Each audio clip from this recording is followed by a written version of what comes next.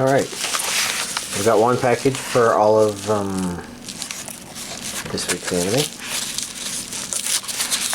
And looks like it's ripping without scissors, so let's get these anime onto the table.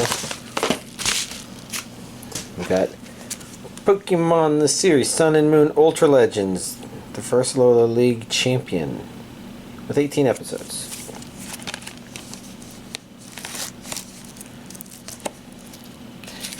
And over there you see Bleach. So this is a 2-viz release week, which it's nice that there's not nothing.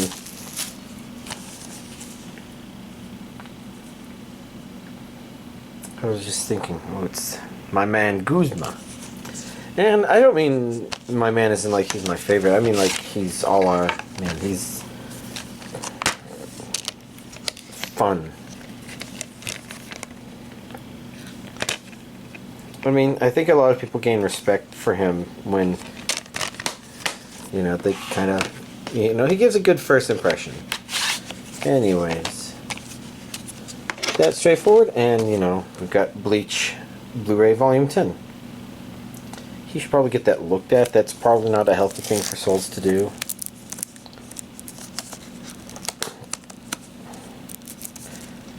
It'd be nice if I could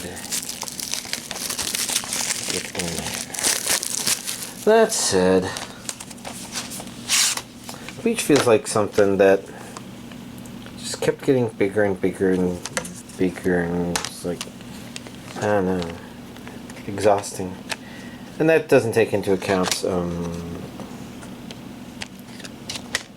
what's 4 discs? Watch closely, this is the moment that the man you've put your hopes in will lose his life. I don't know, I feel like it deviated a little far from stuff. It kind of makes it feel like it's hard to put the energy into it, I guess. Anyways, it's small, but here's this week's anime DVD collection update. Alright. So, you know, as usual, Friday Friend, we watched more Gate. I don't know if I have a whole lot to say about it per se. Partially because, you know, if I talk about too much details of stuff, then, you know, it's spoiler and whatever. I guess one thing I was thinking I was interested in talking about is Dark Elves. So, I think last time I kind of commented how it was kind of neat that the elves were kind of, you know, they weren't set up to be this stick up their ass, stick dwelling people or something like, I don't know. It's a bad joke that I just made up on the fly. Ow.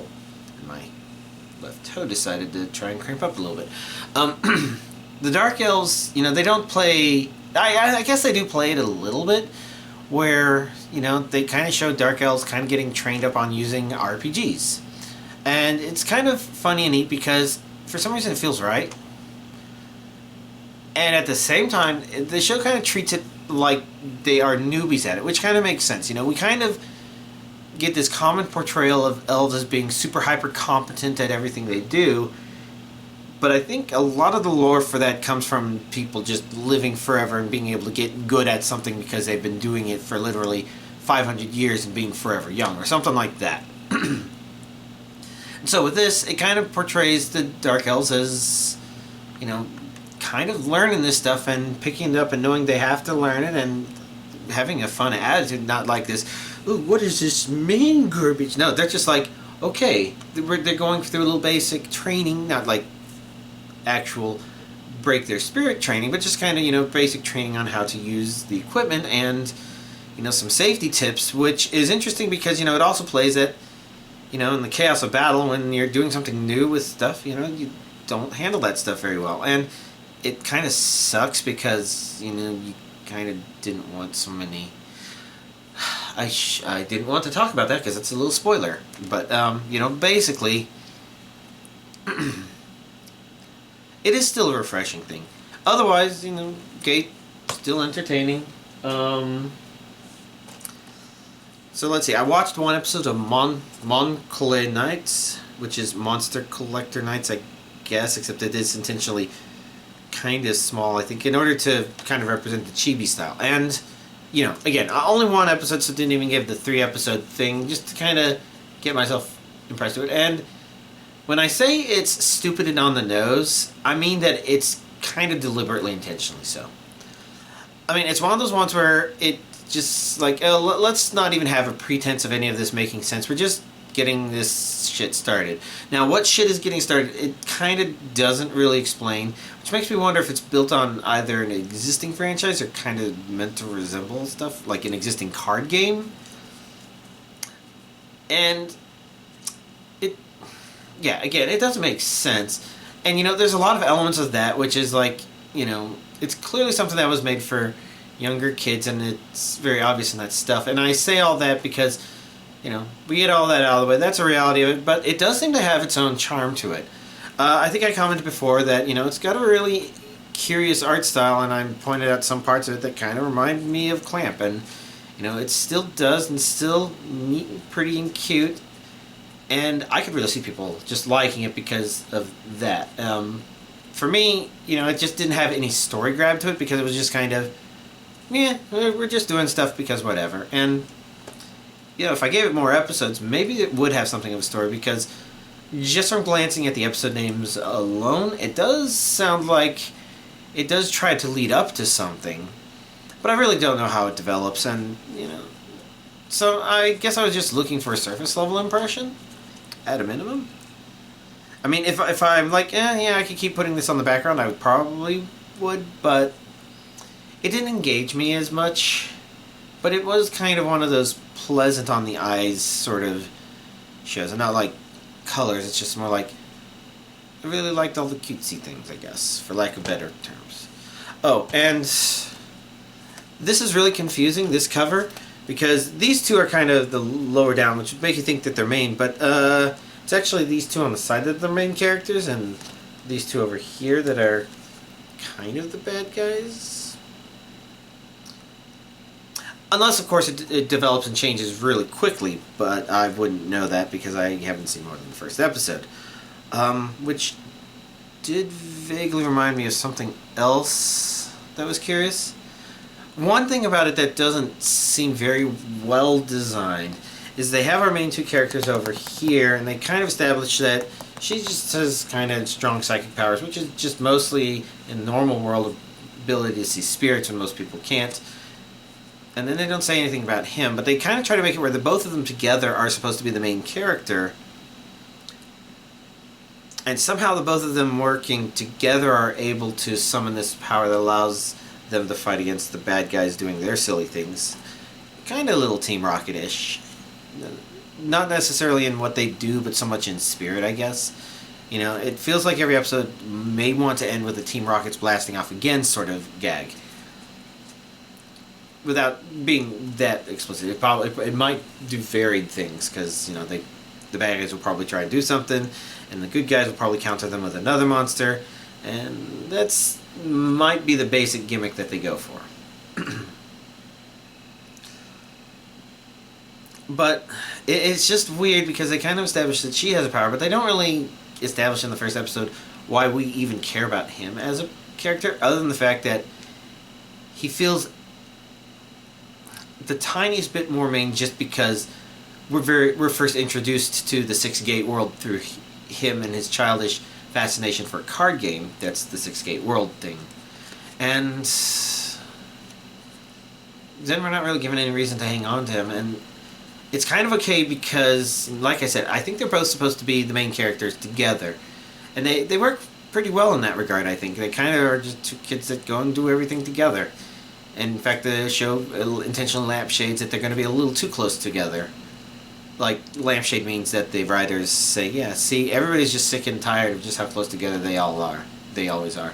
And it was funny and entertaining, but very strange. But, yeah. I mean, it's makes sense because, I thought this could have been based off Magic Knight's Ray Earth just because of the color of the main characters. Like a chibi version of it, but no, nothing like that at all. Which, I was pretty much guessing because there was no, whatever that little fluffy thing is. I know it begins with M, but I keep thinking Monica, and it's kind of close to that, but I don't remember what it is because I think just Monica. I don't know. Oh well. So, that was that. But the other thing I watched that was actually very and I guess was actually the major content of stuff I've watched over the past week, was Invincible. Now, for those of you who watched the Disney movie called Invincible, which I think is about something related to football, live action, it wasn't that. I'm actually aware that exists because I have it on Blu-ray somewhere. I think it was a gift from people in the DVD collection subreddit a long time ago, which I've never watched, unfortunately. But no, I'm talking about the animated Amazon Prime series that's about superheroes. I know you're like, oh, superheroes, and you know, I guess that's a thing that people are still experimenting with here and there, seeing what they can do with it.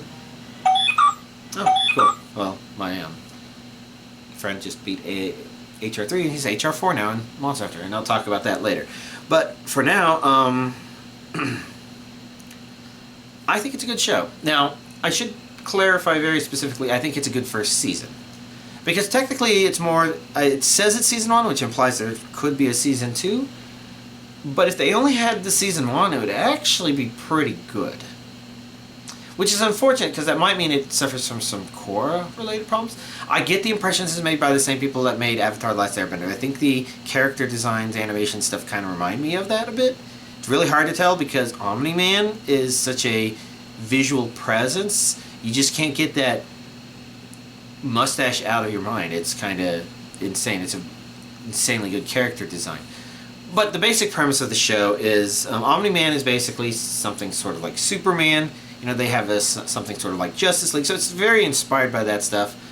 But our main character is the son of Omni-Man, aka something like the son of Superman, whose power is kind of awakened, and now he's learning kind of how to be a superhero.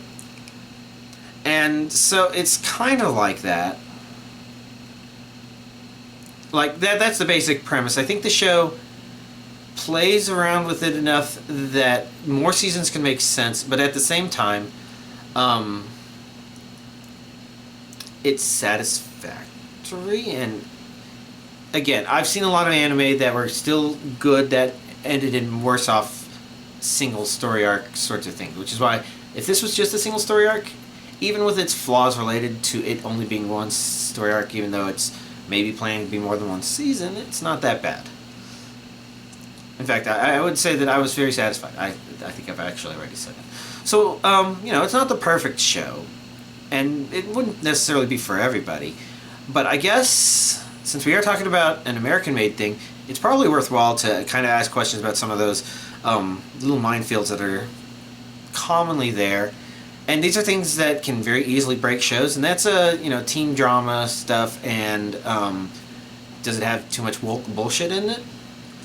And the truth of the matter is it has both of those in there, but it's balanced just enough that it's really not that bad. And I think the best way to kind of exemplify this is with the character Amber. She's a major character. You'll learn more about her.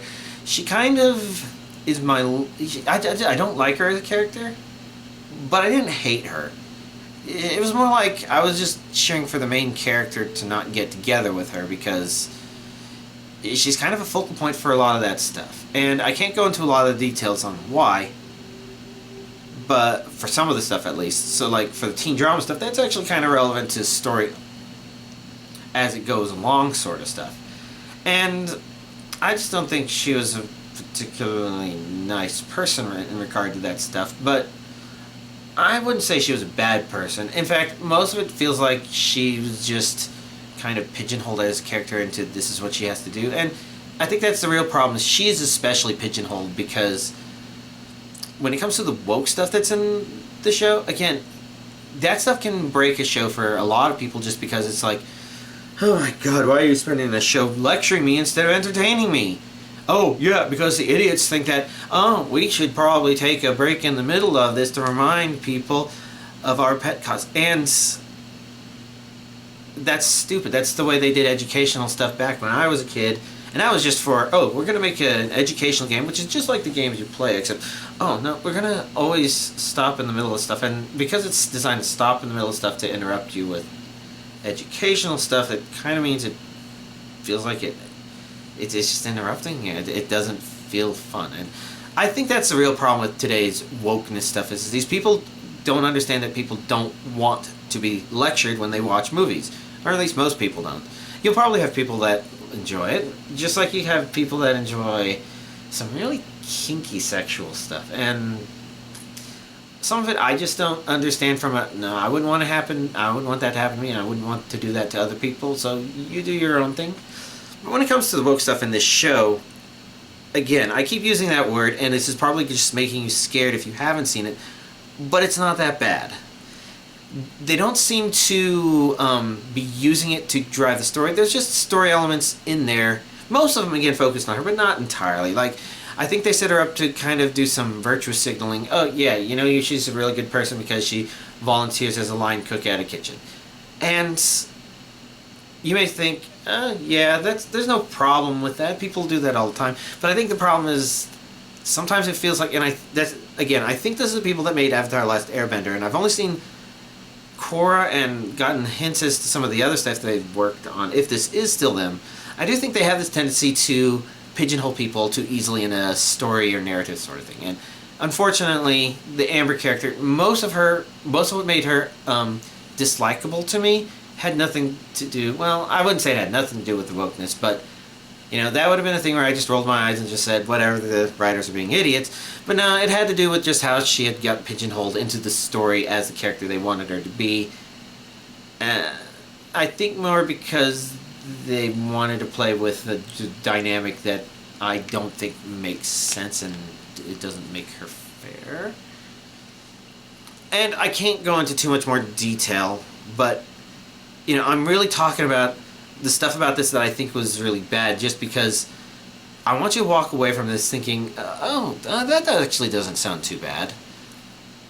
Like, the other bad thing I was going to talk about is it kind of gets a little too conspiratorial.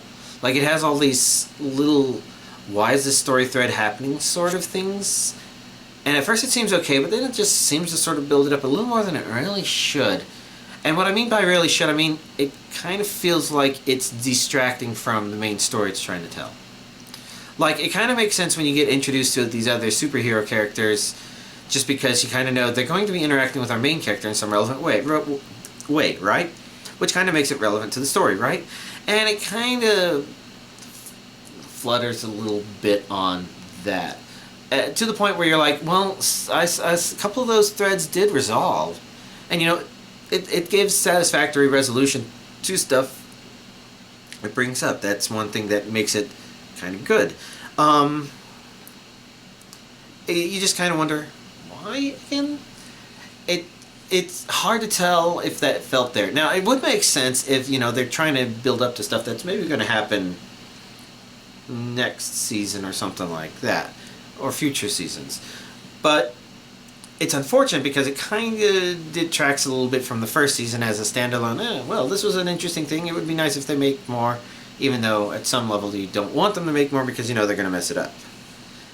And again, I kind of worry because this is the Avatar: The Last Airbender people, where even though I say that the name of that series, it seems like that series was kind of a unique one-time thing to a certain degree.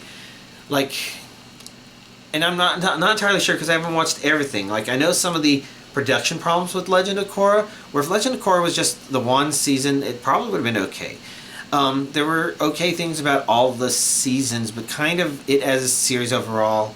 No, I say that, but the first season was a complete mess because it didn't know what kind of show it wanted to be. Whereas, at least that one was just like, oh, is this about Korra learning bending, or is this about her exploring the city, or is it about her being a football champion, or are they teen mystery? That's too much stuff for one season. Avatar: The Last Airbender works out really well because it establishes really early on, oh, so this is a story about our main characters who are on the run from the authority figures. And they always have to be on the run. Okay. Oh, but then Avatar: The Last Airbender makes that good by saying there's real consequences to things that have happened, and then there's a fucking time limit. So even if you don't know how far in the future that time limit is, the show tries to establish that it's actually not so far in the future that you should that watching the show makes you feel like, oh, well, it's okay. That thing's probably years and years away. You know, there's a sense of urgency to it that means that you feel the conflict in there, where they have to run, but they have to somehow deal with this thing at the very end of all that. So Avatar: The Last Airbender works because of that, whereas Legend of Korra, you know, again, it kind of had this weird focus all over the place of the first season, and then that ended, and then the second season didn't feel like it had anything to do with the first season other than the characters were back. And a lot of the reason for that is, it's my understanding, they didn't know if they were going to get more than one season of Legend of Korra. And to give them credit, while all 4 seasons do have this kind of constant theme of, is there a place in a modernizing society for a concept like the Avatar, it's kind of hard to say if that does a good enough job of gluing it together, because I certainly didn't. I wouldn't say Korra was bad, but I would say that, I don't know, it kind of felt like something, like, I guess it felt sort of like the creators of Avatar: The Last Airbender kind of got a little, not high and mighty, they kind of had too much, oh, okay, yeah, this is the stuff that works, so we're just going to especially focus on that sort of stuff, I guess.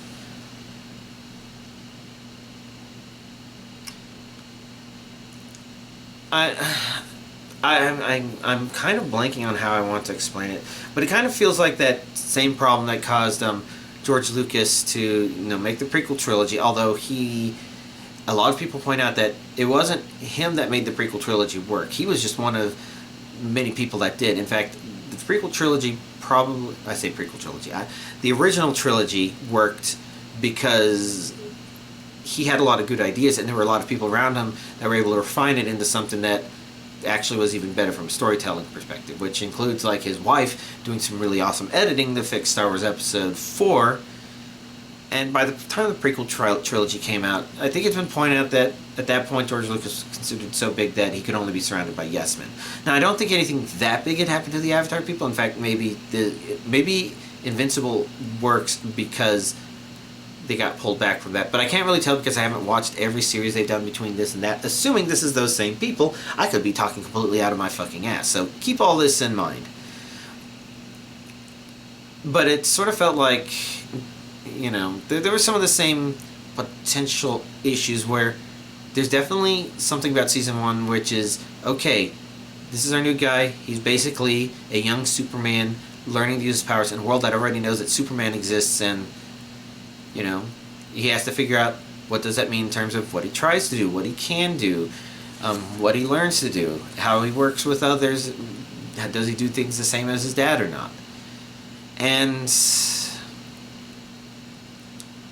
I'd like to say that that was completely addressed. It wasn't completely addressed, but it kind of felt like, you know, it kind of begins in a turbulent place, and it kind of works pretty well with some of the teen drama stuff. They don't lay on that too heavily, which is why that's not a big problem. There are some things in there where it's just like, but it doesn't seem to stagnate the story by doing that.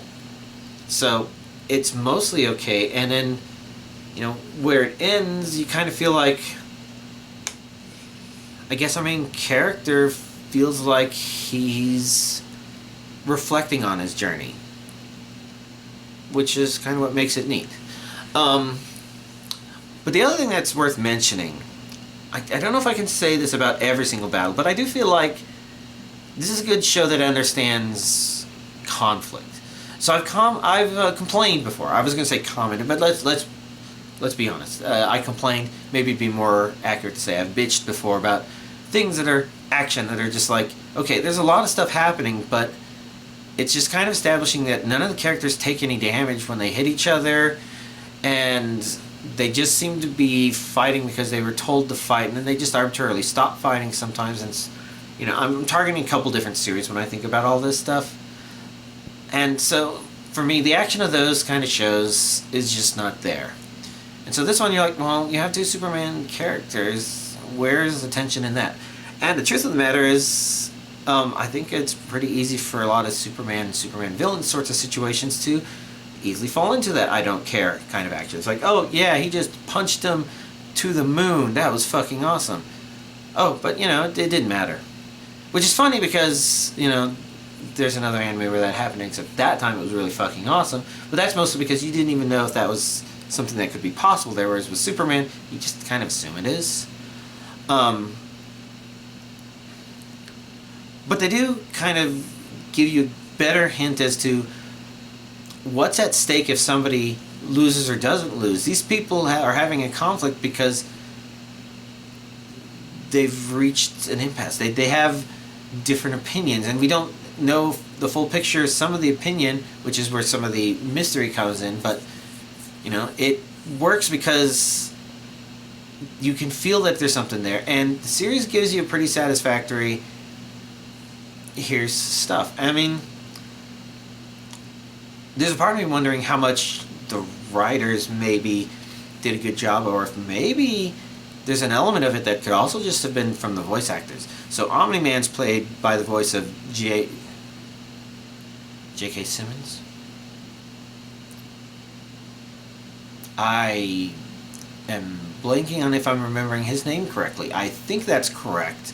You would know it's correct if I'm talking about the actor that played J. Jonah Jameson, and is pretty much the portrayal of that character, period. And there was sometimes I was wondering if Omni-Man was going to start getting irritable and saying he wanted Spider-Man, but he never got that far.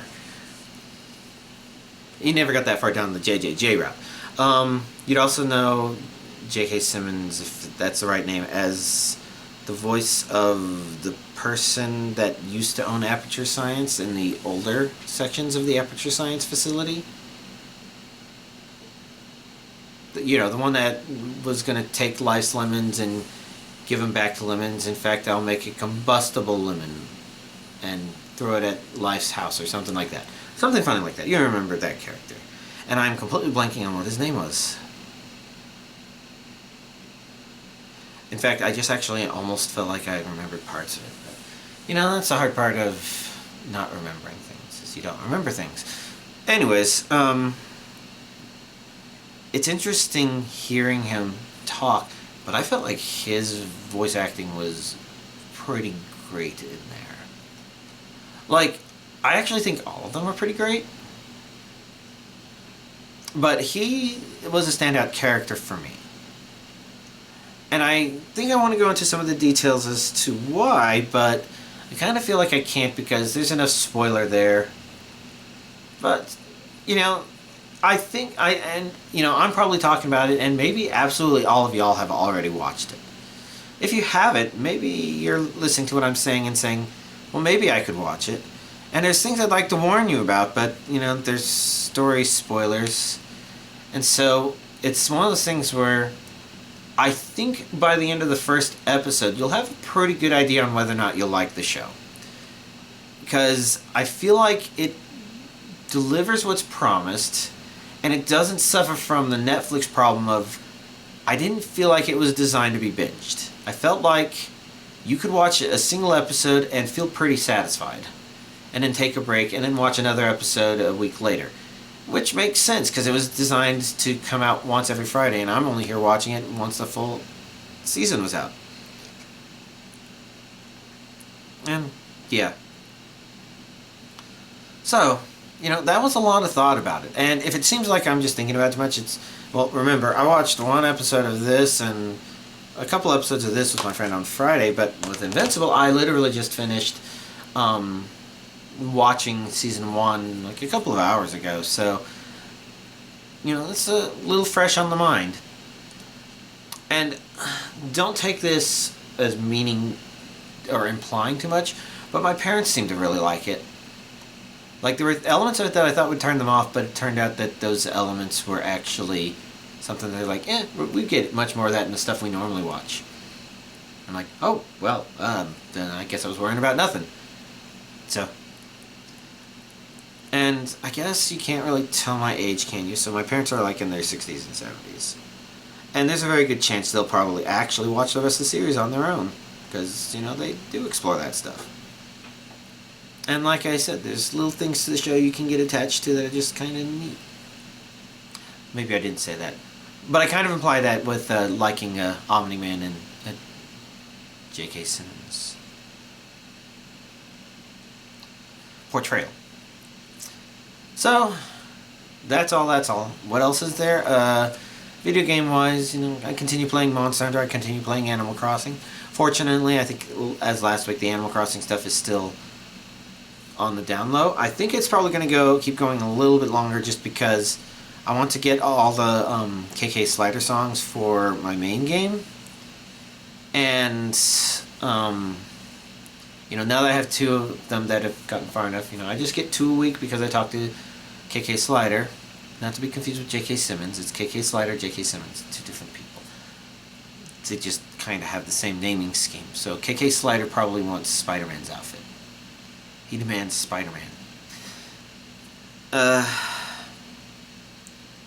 think it's also worthwhile to just see where the decorating of my house is gonna go, just because in my second island I'm now starting to decorate the house. I'm well ahead of the score I need in order to maybe eventually get the gold S-rank trophy, which is 150,000 score points if I remember correctly. But in the interim, I'm just putting stuff in there, implementing things as I think about them. So that's nice. And then with Monster Hunter Rise, right now I'm HR 30, which if you've played it, lets you know that not only did I eventually reach the point of unlocking my Hunter rank, but I'm also at the urgent quest for one of the Elder Dragons that they added to the game in their most recent update. So when they do another update, that'll be kind of cool. But like I said, yeah, my friend, he doesn't play anywhere near as much as I do. Looks like in my peer group I might be the one playing the most. And it's not that much, so that just kind of tells you how old and tired we're all getting. But, it's also a thing where it's just like, yeah, fine, whatever. And I'm not sure if there's going to be anything really new and exciting to see. If you watch my stream, I'm not sure if there's anything specific. So that one's, again, just trying to get my brother and some of his friends up to get their HR up, I guess. Unless they reach a point where they're like, I could really stop here and grind that monster to get the parts I need to build a X and X. In which case I would go, yeah, let's do that. Like right now I'm trying to build a high rank Rathalos set. And I'm not sure what will happen once I get all the parts together, because what happens after this is purely theoretical. But with any luck, it'll all make sense. But I don't know. That's just stuff I'm working on. And eventually Monster Hunter reaches a point where it's mostly just stuff you're working on. I think for me it hasn't been that for the longest time, because there hasn't been anything that's like, well, for what I'm doing, I definitely want that. Instead, I kind of get exhausted by the idea of trying to find a build that's good for things weak against fire, good for things weak against water, good for things weak against electric, good, because while that's a thing to do, and that's maybe going to increase my DPS, I kind of feel like it's a little harder, because then you end up in a situation where it's like, oh, well, we need to hunt these 2 monsters, and then what do? Well, I'll probably find something that's good against one, neutral against the other, maybe.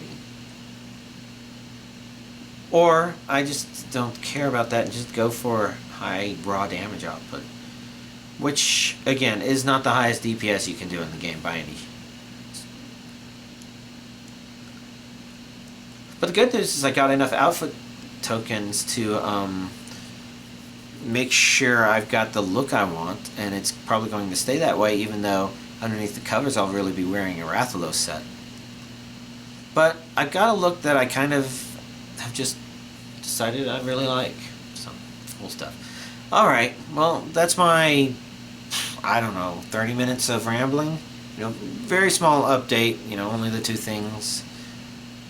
But, it's been an interesting week. Very tiring.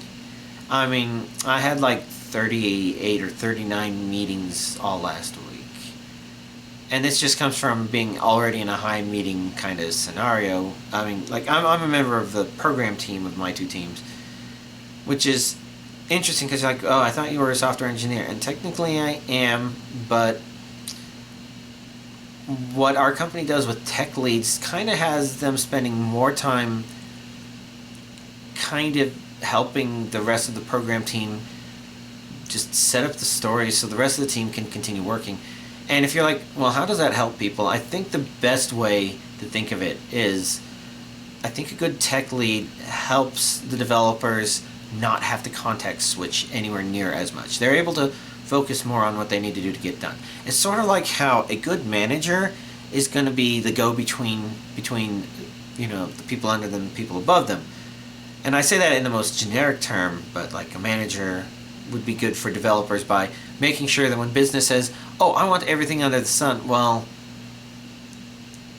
when, you know, business is asking for things that are impossible, the managers work back and forth with them to kind of reduce it down to the stuff that the developers can do, so the developers only get stuff coming down where they're like, okay, they only want features X, Y, and Z with, you know, to look like A, B, and C or something simple or well-defined like that.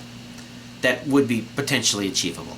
Likewise, developers, you know, will tend to have complaints saying, well, you asked for X, Y, and Z, but Y and Z are incompatible with each other, especially when B and C are these things. Ooh.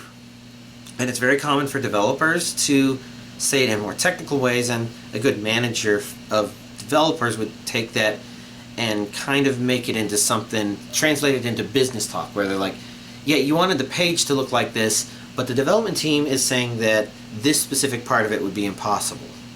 So they need to make sure that it's got to be option A or option B or something like that. So that's an example of a good manager. And when you have multiple layers of managers, the theory probably still applies, but there is a question of if things get too abstracted or something like that, and maybe that's why that's there. And I think the same could be said of tech leads. If you have too many tech leads where everybody's designing stuff but nobody's building stuff, then who the fuck cares? But I suspect it works. For the most part, the developers know what they need to do, and so my goal is really to help business and the program team understand what it is that the developers need. You're going to need stories that cover X, Y, Z, A, B, C. I keep using those letters. And I'm off rambling again. Again, the problem is, you know, as a member of the program team, I'm already in a lot of meetings as it is to help kind of refine future stuff and to help the teams with current stuff. But I'm also helping another team in the company do interview stuff, which basically means, you know, while it's not a whole lot, there's a lot more phone screens and coding exercises and meetings to get together to talk about the people who've gone through that stuff, and it's not bad, but it was tiring. I'd like to say it was a relaxing weekend, but I didn't even get to do laundry until 11:30 last night, so kind of a late night, but not bad. In fact, the only real bad thing is that I just keep talking, even though I gave the impression I was ending this video. I've already given my 35 minutes of ranting, so I should end this here. Y'all, have a nice week.